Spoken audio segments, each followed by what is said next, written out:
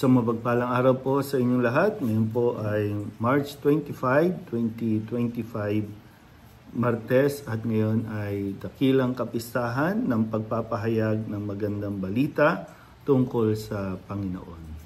Ating pong unang pagbasa at pagninilay sa araw na ito ay hinango mula sa aklat ni Propeta Isaías chapter 7 verses 10 to 14 and chapter 8 verse 10. Noong mga araw na iyon, ipinasabi ng Panginoon kay Akas, "Humingi ka sa akin ng palatandaan, maging sa kalaliman ng Sheol o sa kaitaasan ng langit." Sumagot si Akas, "Hindi po ako hihingi, hindi ko susubukin ang Panginoon." Sinabi ni Isaías, "Pakinggan mo, sambahayan ni David. Kulang pa ba ang galitin ninyo ang mga tao na pati ang aking Diyos ay inyong niyayamot? Kaya nga't ang Panginoon na rin ang magbibigay ng palatandaan. Maglilihi ang isang dalaga at manganganak ng lalaki, at ito'y tatawaging Emmanuel, sapagkat ang Diyos ay sumasa atin." Ang salita ng Diyos. Muli po, isang mapagpalang araw sa inyo pong lahat. So ngayon po ay dakilang kapistahan ng pagpapahayag ng mabuting balita. Pinagdiriwang natin itong kapistahan ito, no?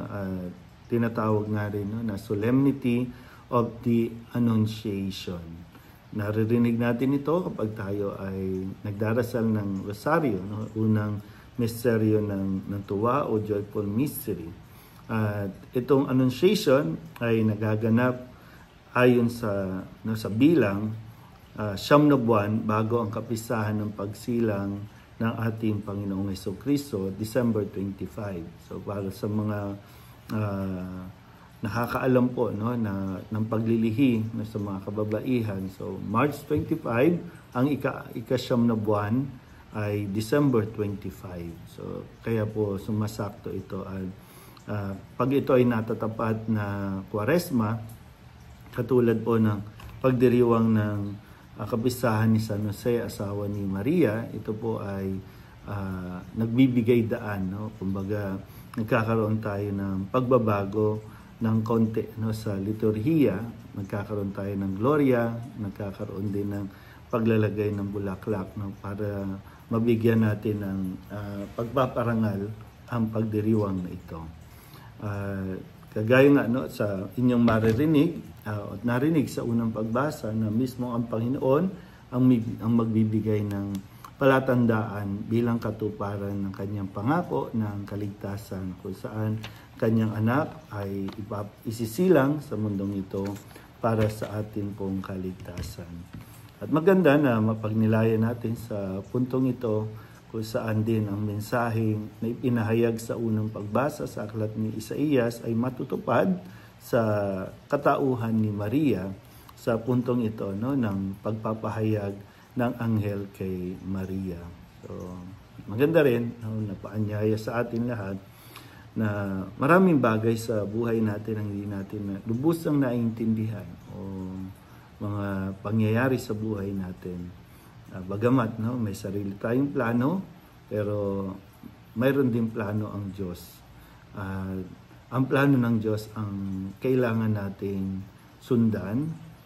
Sabi ko nga, no, kung hindi man ito malinaw pa sa ngayon, pero kung magsasubmit lang tayo, no, dahil higit na maganda ang plano ng Diyos.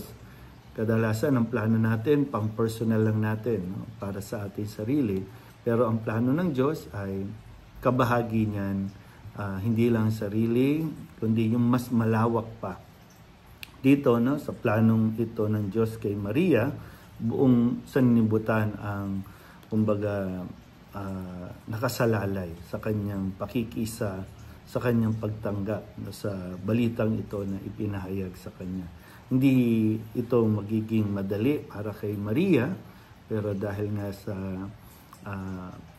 pananampalataya niya o pagtitiwala niya sa Diyos, kaya't ang lahat ay sa kalaunan po, no, narinig naman natin ang kwento na lahat ay magiging okay.